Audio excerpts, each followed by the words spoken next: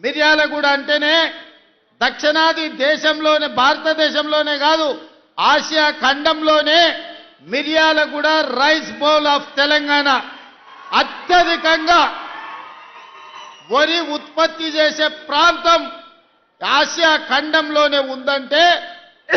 ఈ మిర్యాలగూడ ప్రాంతం కాదా మీరు ఆలోచన చేయండి ఇయాల అధునాతమైన మిల్లులు ఉన్నాయంటే మిర్యాలగూడ ప్రాంతంలో ప్రతి ఎకరాకు ఇయాల మీరు వరి పండిస్తున్నారు మరి ఆనాడు చంద్రశేఖరరావు గారు అన్నారు మీరు వరి వేసుకుంటే ఉరి వేసుకున్నట్టే వరి వేసుకోకండి వరి వేసుకుంటే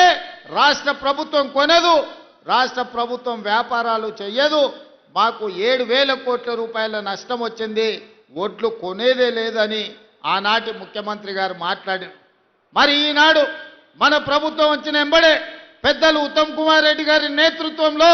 మీరు వరి పండించండి సన్న ఒడ్లు పండించండి గిట్టుబాటు ధరనే కాదు 500 రూపాయలు బోనస్ కూడా ఇచ్చి ఒడ్లు పండిస్తాము ఒడ్లు పండించండి చివరి గింజ వరకు కొంటామని